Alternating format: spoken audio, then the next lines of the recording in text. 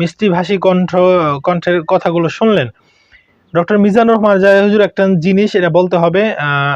তো যাই হোক, মিজানুর মাজারে হুজুর তো তিনি এই কথাগুলো বলেছিলেন প্রায় আরও 2 থেকে 3 বছর আগে।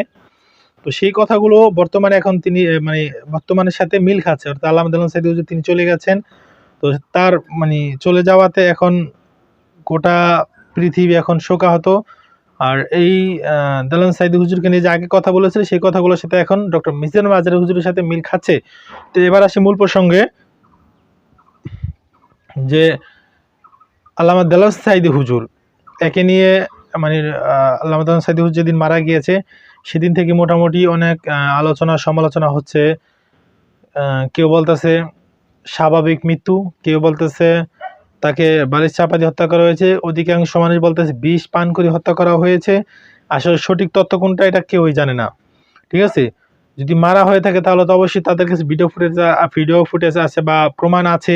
যদি প্রমাণ থেকে থাকে সেগুলো দিয়ে কোনো কিছু করুক, কিন্তু আসলে মূলত তাদের কাছে প্রমাণে তারা আবেগে এই কথাগুলো বলতেছে।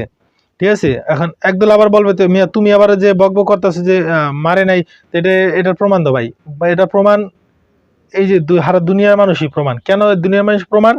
যে আসলে যদি তিনি স্বাভাবিক মৃত্যু হয়ে থাকে এটা তো আর কি ধরবে না যে স্বাভাবিক মৃত্যু হয়েছে, এটার ভিডিও ফুটেজ দেখাও। কিন্তু তাকে যদি আসলে মূলত মেরে থাকে তাহলে সেই ভিডিও ফুটেজটা আপনারা দেখেন আমাদেরকে বা সোশ্যাল মিডিয়াতে দেখান, তাহলে তো মানে ধরা খেয়ে যায় তারা। তো যাই হোক, আসলে ওগুলো কথা না। আবার এইদিকে আবার একদল লোক বলতেছে যে দেলোয়ার সাঈদী হুজুর রাজাকার, দেলোয়ার সাঈদী অশিক্ষিত, ওরকম শিক্ষিত ছিল না, আন্তর্জাতিক ছিলেন না, এই বিভিন্ন কথা। কারা কথাগুলো বলেছে এগুলো কিন্তু মানে আওয়ামী লীগ লোকেরা বলে না, এগুলো কিন্তু একদল টুপিওয়ালা দাড়িওয়ালা লোকগুলো কিন্তু বলেছে।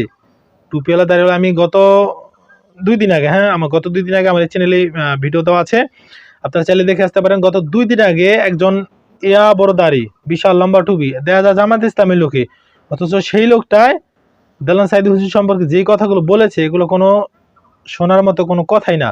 দেলোয়ার সাঈদী হুজুর কোনো আলেম ছিলেন না, ভালো আলেম ছিলেন না, পড়াশোনা ওরকম করে নাই। মানে মোট কথা হেনস্থ করা, মানে হেনস্থ করতে যা লাগে সেটাই তিনি করছে আর কি। তো যাক ভাই, এই বিষয়ের কথা বলতে চাই না। যে লোকটা চলে গেছে এখন তার নিয়ে রাজনীতি ফালাফালি করে লাভ নাই। তিনি চলে গেছে, আমরা আল্লাহ পাক রব্বুল আলামিনের কাছে দোয়া করি যেন আল্লাহ পাক রব্বুল আলামিন তাকে জান্নাতের উঁচু মাকাম দান করেন, তার ভুলগুলো ক্ষমা করে দেন এবং তার কোরআনের খেদমতগুলোকে আল্লাহ পাক রব্বুল আলামিন যেন কবুল করে নেন। আল্লাহুম্মা আমিন।